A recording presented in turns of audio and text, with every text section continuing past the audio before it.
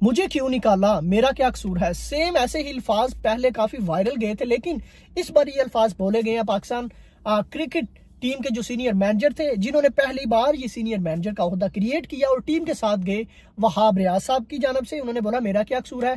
इसी तरह अब्दुल रज़ाक जो सिलेक्शन कमेटी के मेंबर थे, वो भी ये कह रहे हैं कि मेरा क्या कसूर है। ये जो सीनियर्स पाकिस्तान टीम के साथ, पाकिस्तान क्रिकेट बोर्ड के साथ, या as a coaches, as a selection committee के मेंबर जब टीम के साथ मुंसलिक हुए हैं, इन्होंने कितने फायदे उठाए हैं और इसके बदले में पाकिस्तान को क्या दिया है, इस बारे में भी मैं आपके सामने कुछ स्टैट्स रखूंगा। फैसला आपने करना है। सबसे पहले जी बात करते हैं, आपको पता है कि इंडिया से मैच हारने के बाद पाकिस्तान क्रिकेट बोर्ड के जो चेयरमैन थे, उन्होंने बोला था कि अब इस टीम को एक बड़ी सर्जरी की जरूरत है।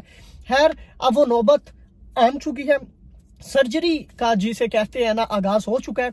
दो कोचेस असर महमूद और गैरी साहब ने अपनी रिपोर्ट पेश किया। उस रिपोर्ट के मुताबिक उन्होंने बोला जी, पाकिस्तान के left handed fast bowler Shaheen Shah Afridi, इन्होंने इस पूरी कैंपेन में टीम के साथ, कोचेस के साथ तावन नहीं किया, अपनी मनमानी करते रहे। हाँ वो इंग्लैंड की सीरीज हो, हाँ वो वर्ल्ड कप की कैंपेन हो।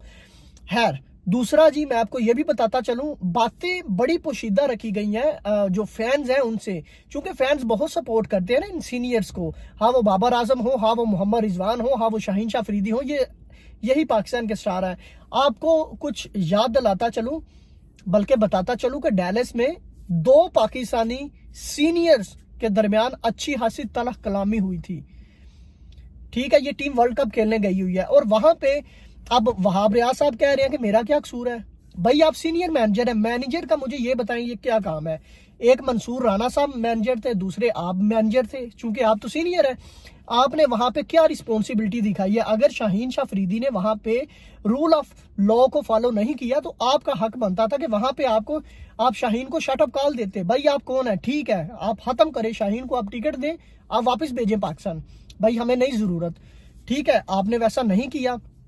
अब आप कह रहे हैं हमारा क्या कसूर है। मैं आपको बताता चलूं कि वहाब रियाज की जब वहाब रियाज रहे हैं जी सिलेक्शन कमेटी में, वहाब रियाज के होते हुए टीम की जो परफॉर्मेंस है वो इंतहाई नाकस रही है।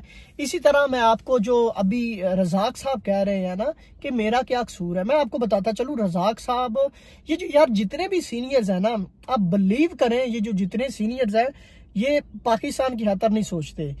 इसी तरह मुझे याद है कि ये जो अब्दुल रज़ाक साहब हैं, ये कहते थे कि बाबर तो कैप्टन मटेरियल ही नहीं है, मैं हूं तो मैं तो बाबर को कप्तान ही ना बनाऊं। और जब ये सिलेक्शन कमेटी में आते हैं तो तब बाबर कप्तान होते हैं।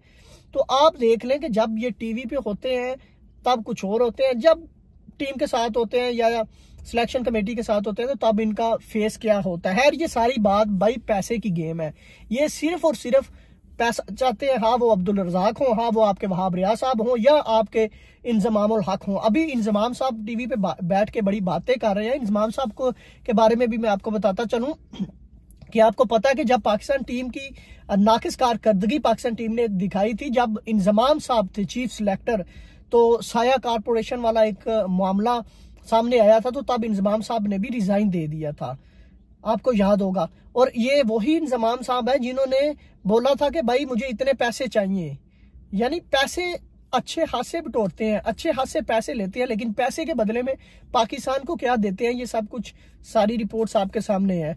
तो दोस्तों इस वक्त पाकिस्तान क्रिकेट टीम की जो हालत है वो काफ़ी तशवीशनाक है, काफ़ी फैंस के लिए मायूस कुन है कि पाकिस्तान के जो सीनियर्स हैं वो टीम के साथ कोऑपरेट नहीं कर रहे।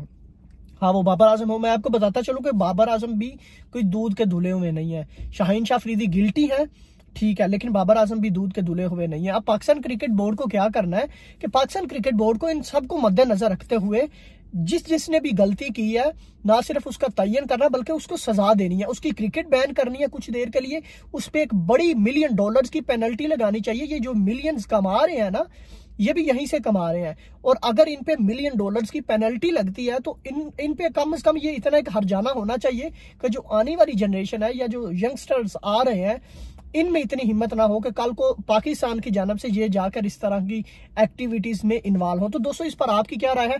क्या आपको लगता है कि सिर्फ वहाब रियाज या अब्दुल रज़ाक साहब को फारिग कर देना ही इस मसले का हल है?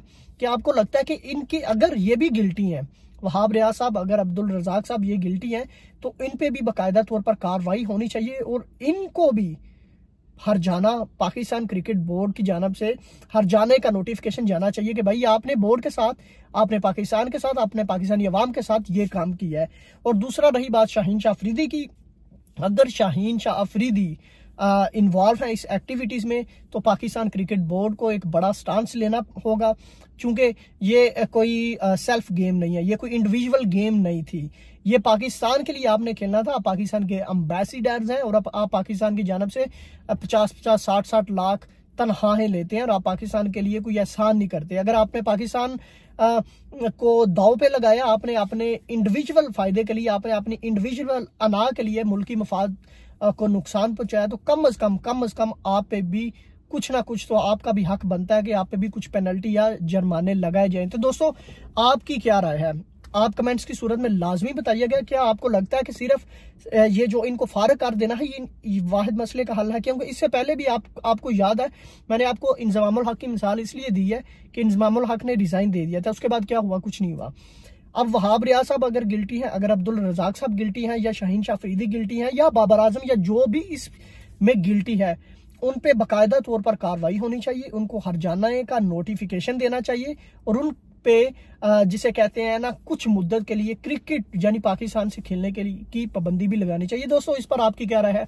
कमेंट्स की सूरत में लाजमी बताइएगा। मेरी तरफ से अब तक के लिए इतना ही, इजाजत दीजिए। अल्लाह हाफिज।